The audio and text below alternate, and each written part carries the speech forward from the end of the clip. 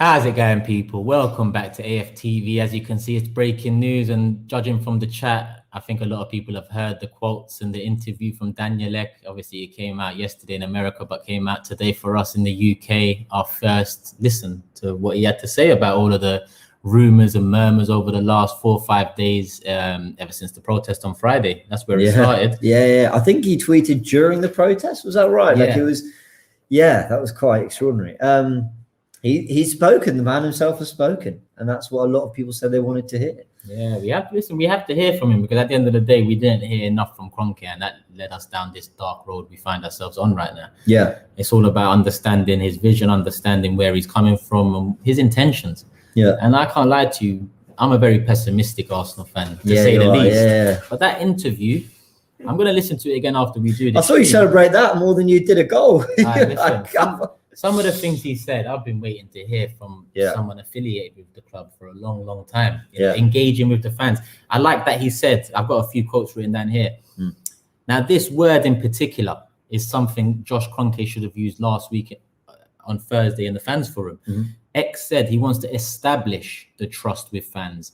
Kroenke talked about, the trust with fans, and acted as if he's done something to build that, and he's lost it. He never had it.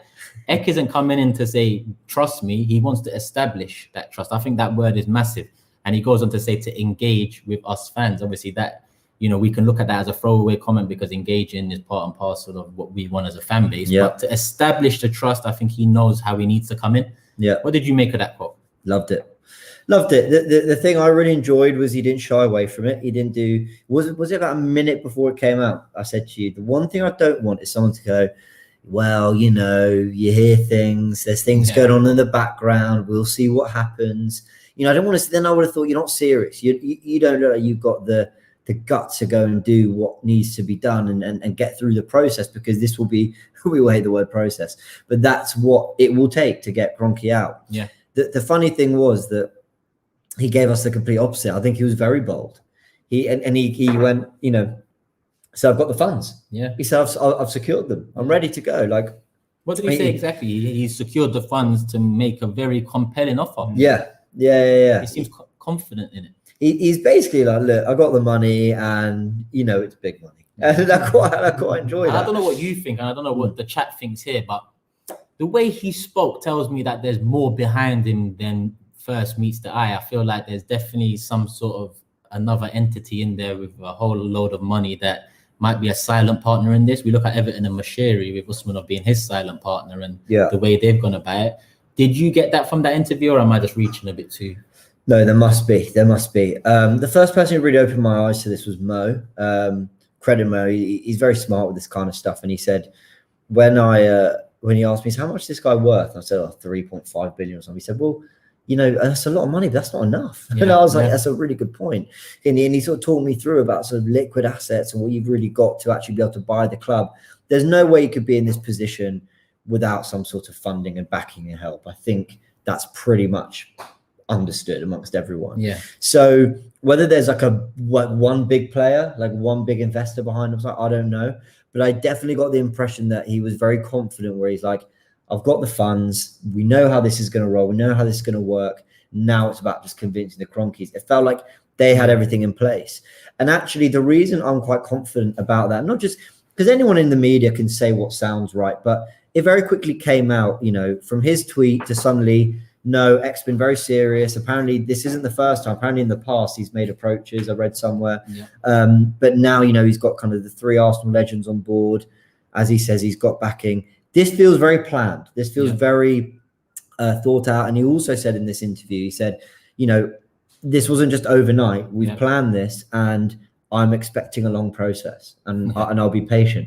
And I really enjoyed that as well, because he is going into this completely and utterly with a complete clear idea and clear vision of what it's going to take. And I like that a lot. 100%. I mean, he's given us something to support with that interview. He has. I waited because I wanted to know his true intentions. I wanted to hear from him. And I said to you the other day on the Forever Arsenal podcast that, listen, it's all good and well hearing that he's an Arsenal fan. And obviously in the video, he spoke about being a fan since the age of 8. And he's enlisted a few Invincibles on board and whatnot. But I also wanted to see some pictures alongside it. If you've been to the stadiums, then some pictures wouldn't go amiss.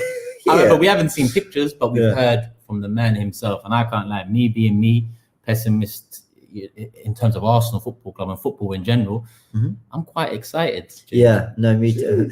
Be excited. Yeah, well, I don't think that's what he meant about be excited. But if it is, then credit to Josh, because he knew they're going to be forced to sell in a couple of years. Hopefully, forced to sell. I think this was the first time I started to really think, oh wow, this might actually happen. Yeah. Because of the way it's been leaked to the media in a very certain way, because of the interviews done. And then I said this on the live with Cecil yesterday. We've got Cecil here in the building, everyone. I said that the fact that Stan and Josh Kroenke have engaged this says to me that maybe there's a little bit of sweating going on. No, what us fans can take from it is what you said, Kroenke's engaged it. It's either he's engaged it because they are feeling some sort of pressure, or they think that, you know, some of the fans' uproar might actually take an effect on their ownership, or they're just playing the game of the billionaires, where, you know, this is just a tactic to see what X all about, to see if they can get full value for the club. I wouldn't be put off by, we have no intention to sell, we remain 100% committed, because that's all words. Have they ever been 100% committed? Listen,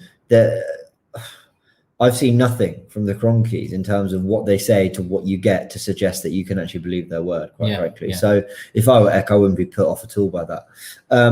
Listen, I've never like bought a company or been involved in a purchase, anything like this. But I assume that when you go into things like this, there's a degree of feeling out. Yeah. Listen, do you think they might be tempted? Oh, well, with the pandemic, you know, maybe they're more open than before. Okay, well, you know, investors, do they jump on if they feel like it's not a potential goer? Yeah. You know, all these things that are happening. And would it have got this far? You know, I feel like people hear things in the business world. The Kroenkes might have just privately gone, listen, we're not selling. I don't even bother. Like, I just feel like a lot of things go back and forth. There's a lot of whispers here and there, and then it hits the public domain. Yeah. And then by that point, actually things are a little more advanced. It's the same in a very like smaller way. It's the same with transfers. Yeah. You know, when whether it's your David Ornsteins or Fabrizio Romano, whoever breaks the news, you know, Arsenal are in talks with Thomas Partey.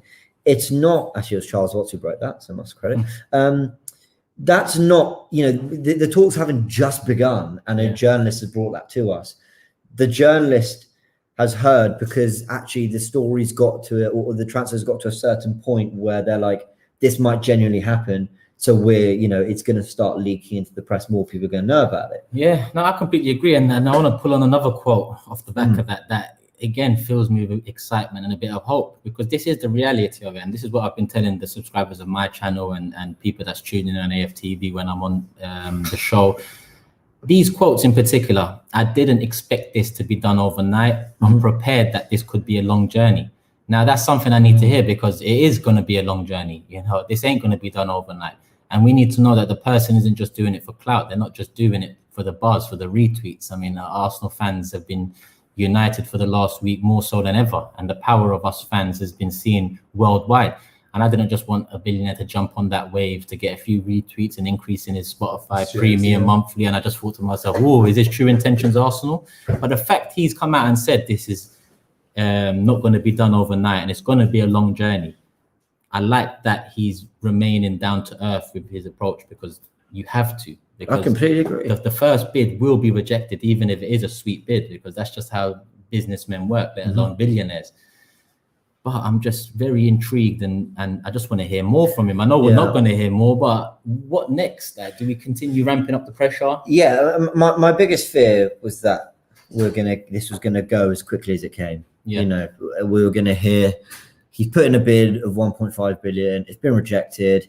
You know, he tried. Oh, I tried, guys. Sorry. He goes away with some good PR. More people know about him. More people know about Spotify. But it doesn't sound like it's that. It sounds like this is really, really genuine. And as you said, those quotes sort of lend to that. Yeah. In terms of what's next, listen, I don't want to be like riling people up or anything, but you don't stop. You know, we've got to keep this. We've got to keep the spotlight on them. Energy. Yeah. We've got to keep the energy on them. You know, whether it's your hashtag Kroenke out tweets, whatever it is you do, wherever it is you turn up, whatever it is you feel you need to do to kind of contribute to that and make the owners of the club feel the pain that we've all felt under their kind of ownership of the club and the decline that we've been through. No, it's the reality of the situation, James. We've got to remain grounded and understand it's exciting, but like he said himself, it could be a very long journey. Yeah, it could be a very long journey. And people need to listen. At the heart of it is football results, and then you stop and go, well, it's just football, I know football means a lot to a lot of people, but the thing about the Kroenkes, and where I've never sat here on live streams before, or even in fan cams after Arsenal games, where I've called out the Kroenkes and said, listen, they haven't backed the managers properly. I've never been as hard hitting as maybe the last few days, in the same way you have for a very long time. But where I very much got over the line, I thought, that's it, I'm absolutely done now, I'm just going to say it how it is, was the Super League, was the intention to completely reinvent the club without consulting the fan base.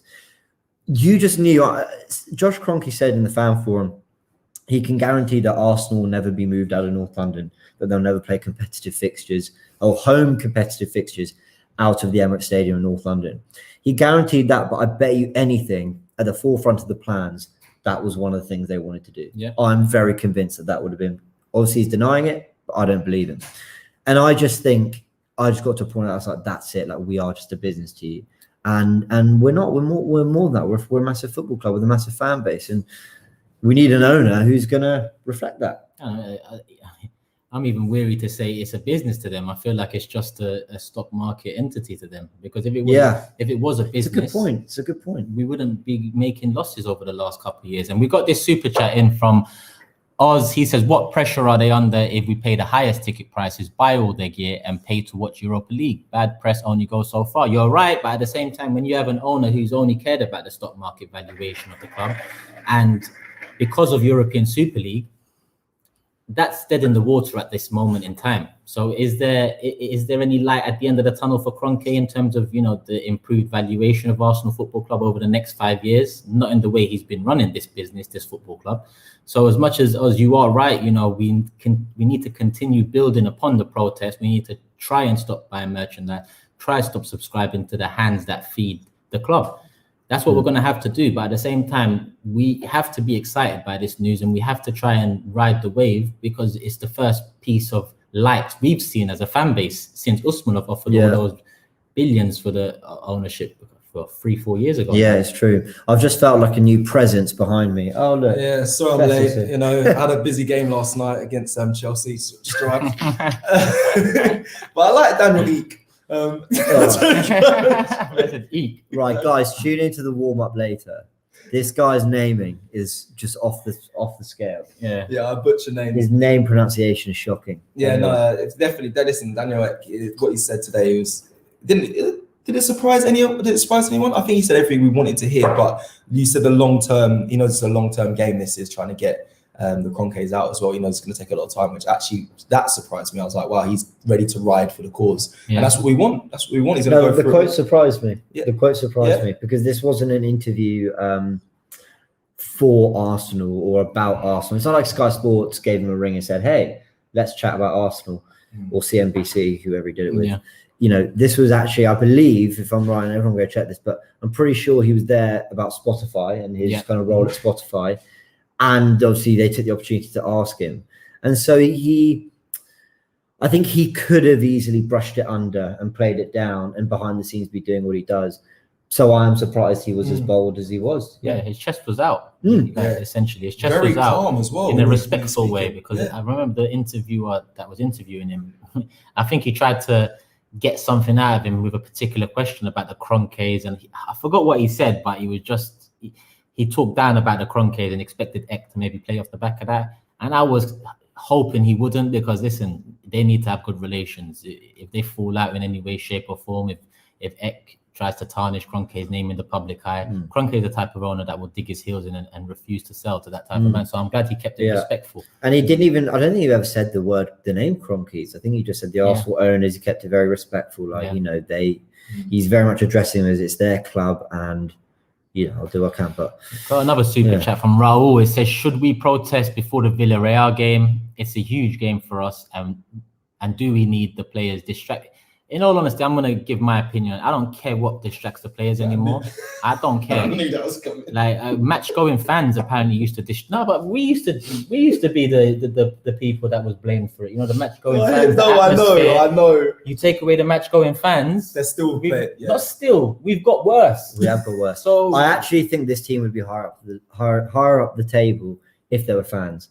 Genuinely, because I think a lot of the players would have risen their level in fear of fan revolt, basically. I'm not saying that's a good thing, but you know what the Emirates can be like. And this is a good point as well, because I know there was some news about Spotify in recent years. I wouldn't trust someone who works for a company that doesn't pay the artist well. Even if he is a fan, he'll just see us as another business, potentially. And that is the risk we're going to have to take. And I say have to, not loosely. Have to is the reality. Whatever owner comes in, it's a risk. I assume none of us in the chat, none of us here know many billionaires. So it's all a risk. We're going to have couple, yeah? Yeah, James might get on the phone after this. I swear. I'm joking, Robbie's not as well. But it's all a risk. It's all a risk. You know, even if we say Dangote, it's a risk. Usmanov would have been a risk. I see someone say Google in there. Risk. It's also like, everyone's going to get on my back for this. I know you guys might.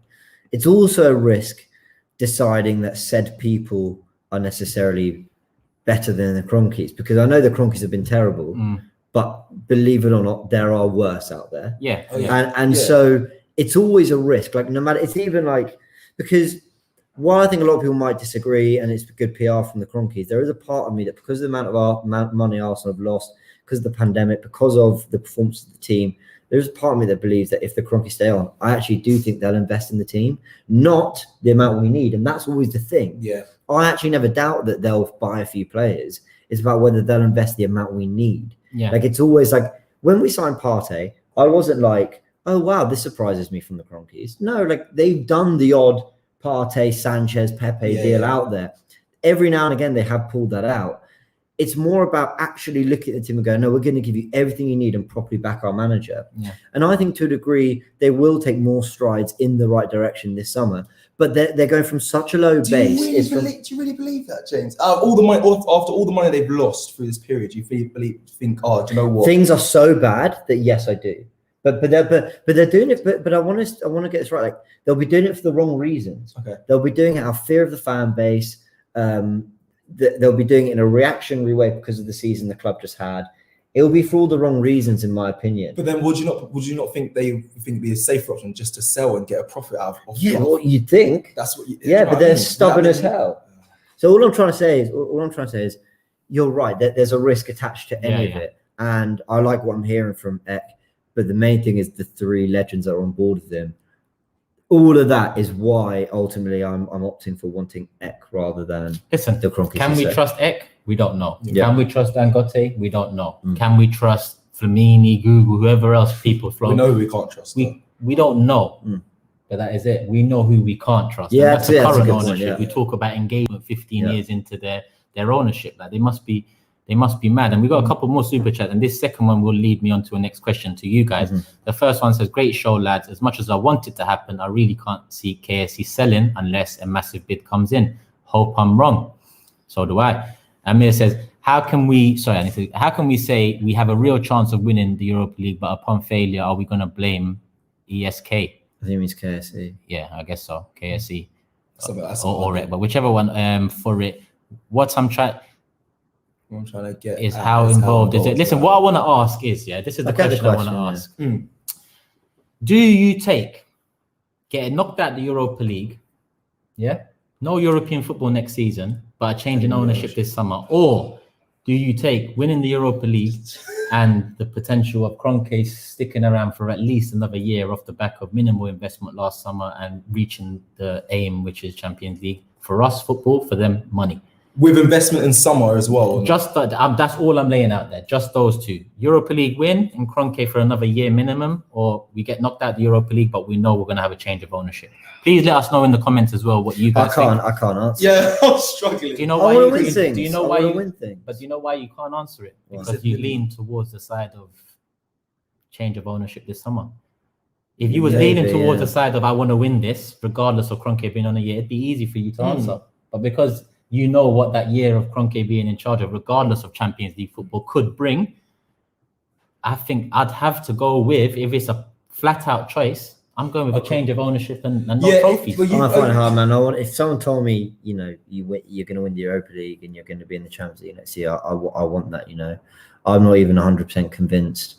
You know, because we don't know that Ek would come in and necessarily make everything better. Yeah. But we know that Champions League football for a year, at least a year, things would maybe feel a little bit better. So I don't know. It's a tricky question. Let us know in the comments. Yeah. But this is a really fascinating situation. This has really developed incredibly quickly. I want to go back to just one thing he said. He said, I have the funds. Did you say I or we? Anyway, I secured the funds. I've secured the funds. I wanted to talk about this as well. Go on. It might just be the way he chose to say it, and maybe I'm reading too much into it. But I think there's a difference between saying I've secured funds and I've secured the funds. Yeah. And I know that maybe I'm probably reading too much into it. Yeah, as a figure. But it just feels to me like if someone says to you, I've secured funds, it's like you're saying, which you could have said. Yeah. It's like you're saying, look, I've secured a couple billion. Yeah, and hopefully it's going to be enough.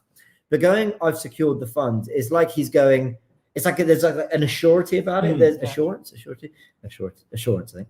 There's a confidence.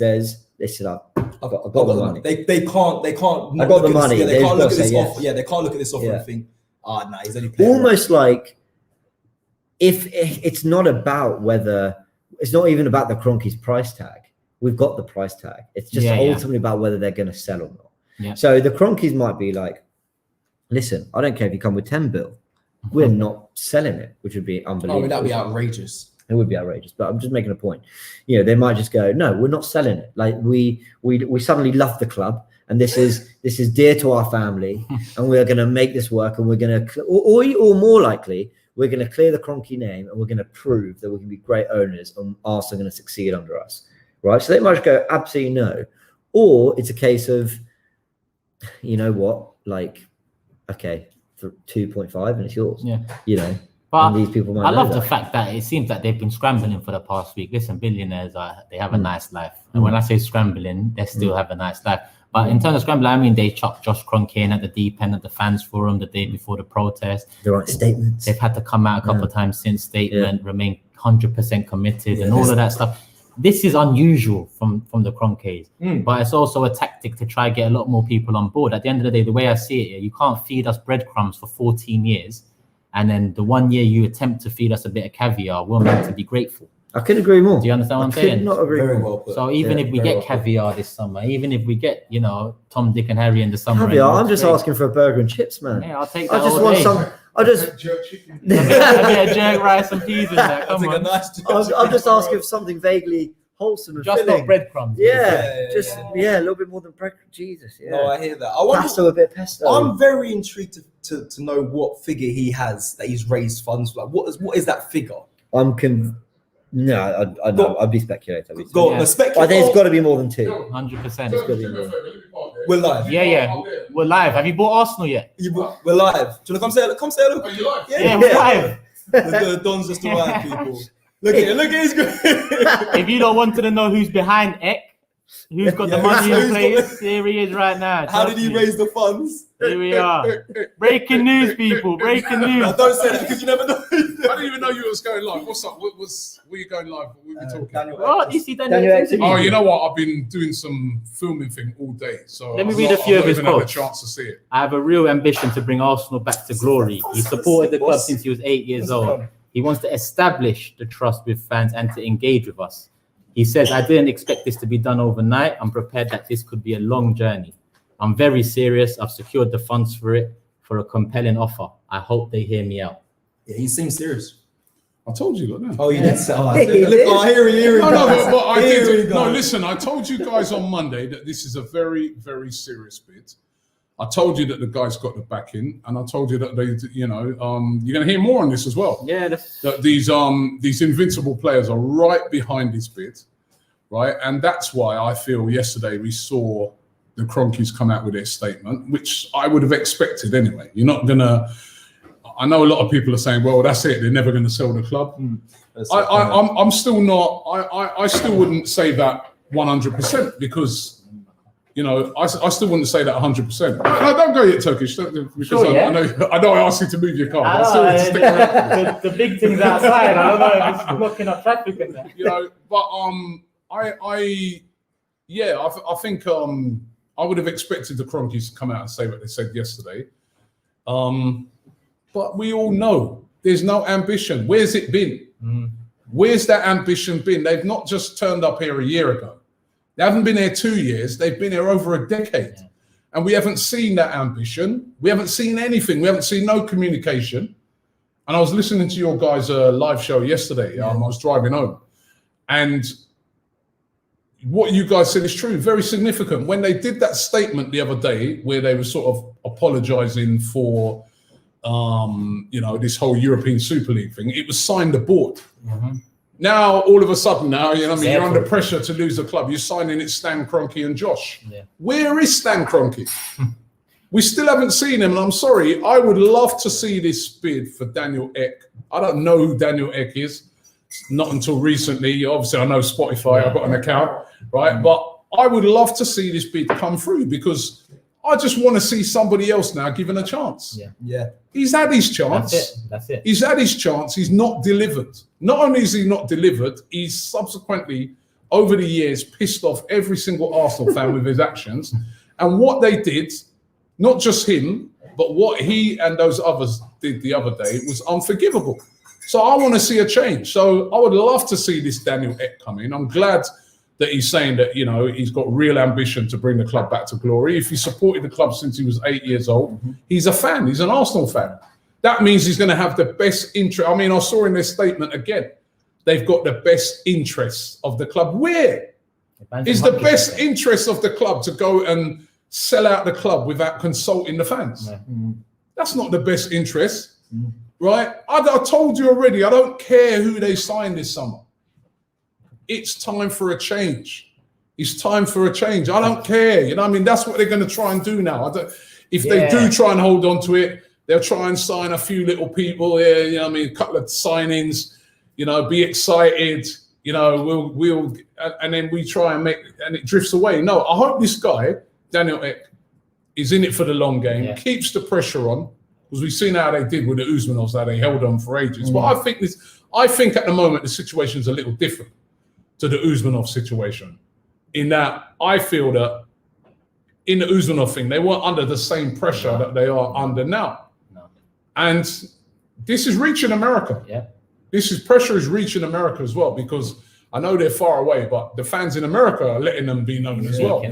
So let's see how it works out. But I wouldn't say just because they came out yesterday and said they're not selling the club that they're not going to sell it. I think the pressure is on the Kroenkes at the moment, and I'm glad that this guy's keeping up the pressure. And I'd like to see him. Let's hope he can get the club, and free Spotify accounts. Trust me, I've got a playlist. Let me move my car. 100%. Robbie said he's got to move his car. He's talking about his helicopter, people. Right. Well, should I take a couple comments and let's take a couple comments and round it up. Put us in good spirits. Someone said the birdie told Robbie. I was crying. Oh, the comments. But most of the comments are saying time for change. Kroenke out. Sign Haaland and Neymar. You can't make them sell. Listen, you can't quell this fire right now. We've just got to keep it. We've just got to keep it 100. Hope that he continues his, takeover. And all we can do as fans is continue what we started on Friday. Just build up the pressure. Yeah, agreed. 100%. Agreed. Good start from Ek, though. A very good start. Very good start. Big up Bav on Twitter said, he said, we've heard more from Daniel Ek in this interview than we have from Kroenke in 10 years as Arsenal owner. So and it's so true. Like, Stan, that is. It's so true. Like, I feel more ambition from a bloke who's got nothing to do with our club than the actual owner, and that's staggering. 100%. Is that your final thoughts, yeah? Yeah, that's me. Yeah. People, hope you guys have enjoyed. I'll be going live on my channel after this, after I make space for Robbie's helicopter. I'll be going live on my channel, Turkish LDN. Search that up on YouTube. Subscribe to that. I'll be live in about 5 minutes for a little Q&A. You've heard my thoughts here on AFTV, and we'll get involved in the Q&A. These lot will be around me too, so we'll just continue over there. People, love for the love. Make sure you let us know your thoughts in the comments section